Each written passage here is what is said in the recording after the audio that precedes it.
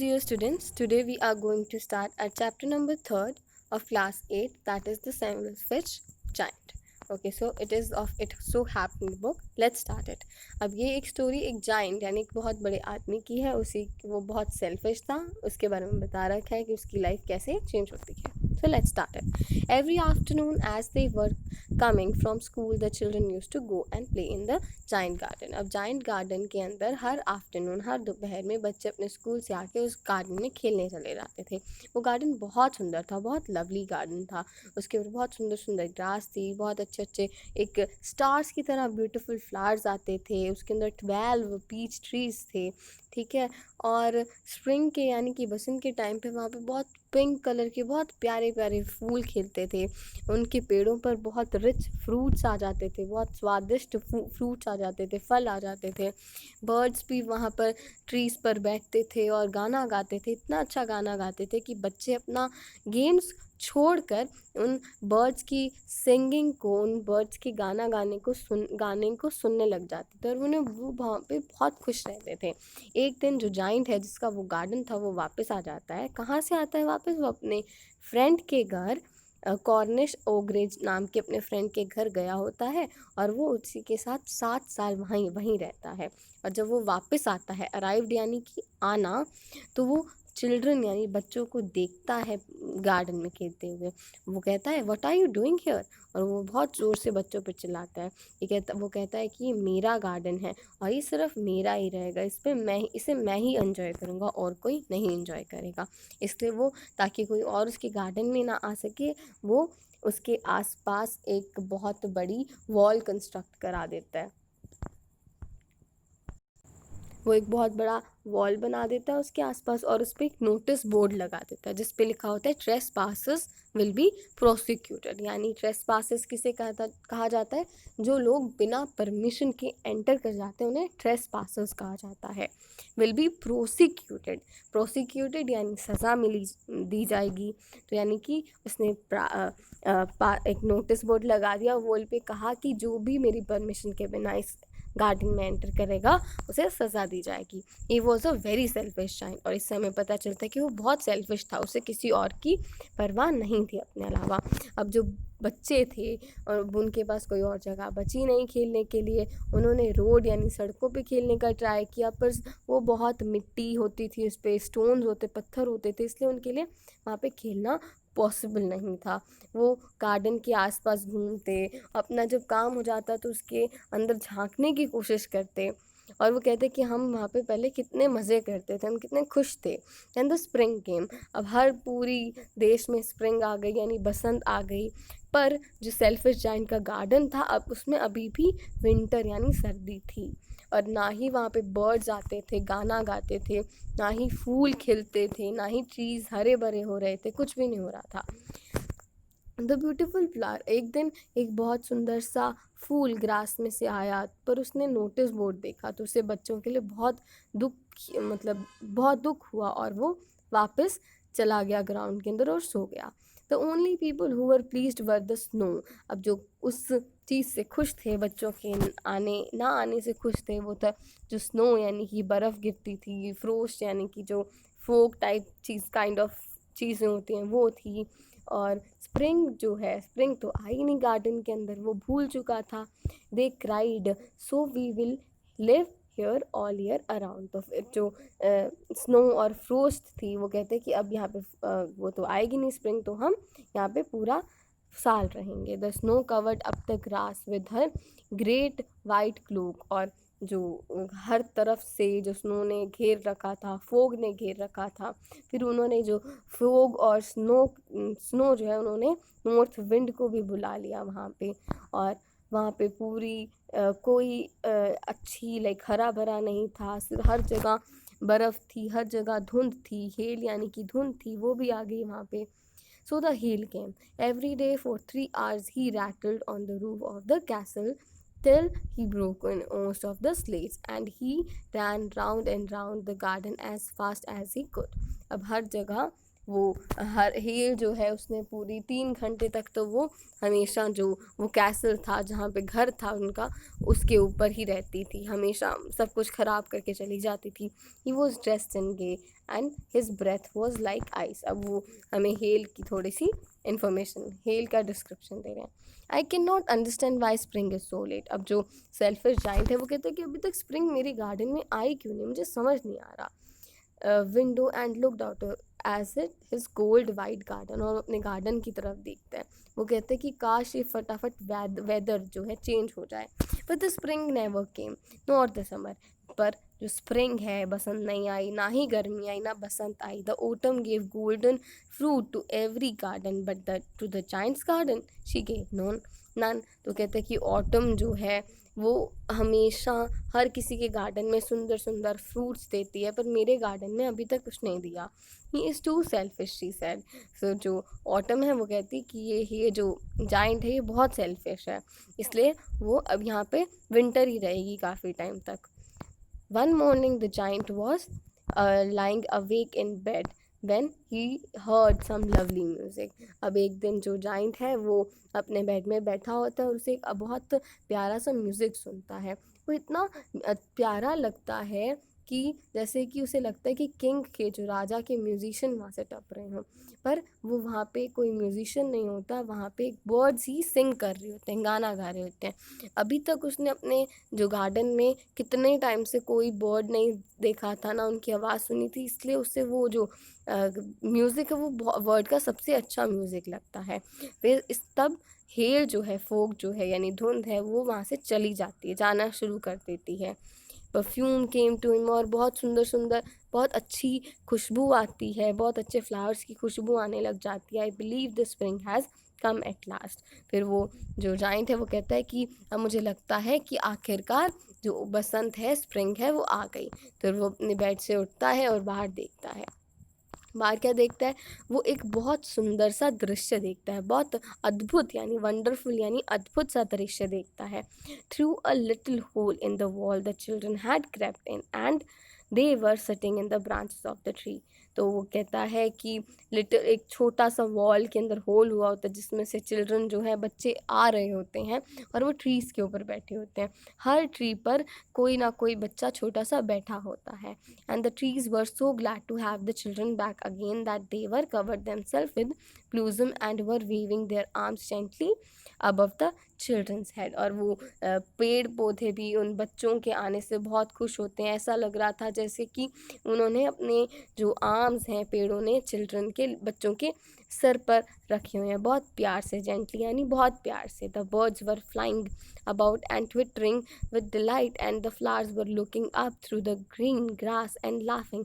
सब बहुत खुश था, फूल खिल रहे थे और जो बर्ड्स गाना गा रहे थे, बर्ड्स भी बहुत एंजॉय कर रहे थे और बहुत प्यारा लवली सीन था। पर एक अभी भी कॉर्नर पे एक कॉर्नर पे अभी भी विंटर थी। Still it was winter. It was farthest corner of the, बहुत गार्डन का सबसे दूर का जो कोना था वो था। And in it was standing a little boy, और वहाँ पर एक छोटा सा बच्चा खड़ा था। वो इतना छोटा था कि वो ब्रांच, ट्री की, पेड़ की शाखा तक नहीं पहुँच पा रहा था, और वो ट्राई कर रहा था, वो मतलब कोशिश बहुत कर रहा था पर फिर भी नहीं चढ़ पा रहा था। पर वो ट्री अभी भी इसलिए फ्रोस्ट और स्नो यानी बर्फ़ से ढका हुआ था, उसके ऊपर हवा चल रही थी सर्दी वाली। तो फिर जाइंट उसे कहता है कि climb up little boy. Giant उसे कहता है कि चढ़ जाओ बच्चे। एंड इट बैंड और branches down as low as it could.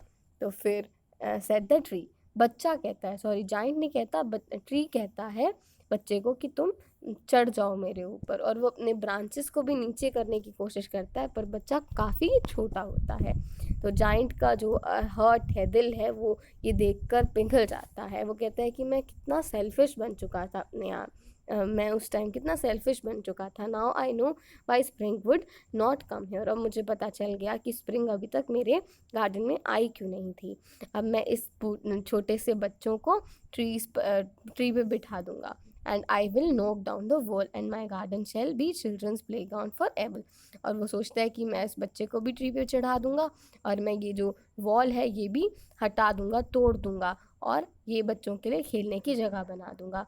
और वो जो भी उसने काम किया उसके लिए वो बहुत दुखी था, वो उसको बहुत पछतावा हो रहा था। So he crept downstair and open the front door quite slowly, और उसने डोर को खोल दिया और गार्डन के अंदर चला गया। जब बच्चों ने उसे देखा तो वो डर गए और वहाँ से भाग गए। बस वो जो छोटा बच्चा था वो वहाँ से नहीं भागा। और फिर वो ही डिड नॉट सी, क्योंकि उसने जाइंट को देखा ही नहीं था कि वो जाइंट वहाँ पे आ रहा था। And the giant stole up behind him and took him gently in his hands. और फिर क्या करता है, जाइंट उस बच्चे को उठाता है और उसे ट्री पे बिठा देता है। And the tree broke advancing to blossom, और जो ट्री है अब वो उसके ऊपर भी स्प्रिंग आ जाती है, बर्ड्स वहाँ पे आ जाते हैं, उस पर गाना गाने लगते हैं। और voice cat stretched out his 2 arms and flung them round the giant's neck and kissed him. और जो बच्चा है वो भी बहुत खुश होता है, तो वो जाइंट को गले लगा लेता है और उसे किस करता है। And the other children when they saw that giant was not wicked any longer came running back and with them came the spring. और फिर जब बच्चे उसे देखते हैं कि जाइंट अभी विकेड उतना ख़राब नहीं रहा, तो फिर वो वहाँ पे आ जाते हैं और जो गार्डन है वो पूरा स्प्रिंग यानी बसंत से भर जाता है। It is your garden now little children said the giant and he took a great x and नोक डाउन द वॉल। अब वो क्या करते हैं, वो बच्चों को कहता है अब ये आज से तुम्हारा गार्डन है, और वो हथौड़ा लेता है और पूरी दीवार को तोड़ देता है। अब जब भी लोग 12 बजे के आसपास वहाँ से जाते थे तो वो देखते थे कि जाइंट जो है बच्चों के साथ खेल रहा है अपने सुंदर से गार्डन में। All day long they played and in the evening they came to the giant to bid him good bye. पूरा दिन खेलते और बाद में वो इवनिंग में यानी शाम को जाइंट को गुड बाय करके चले जाते।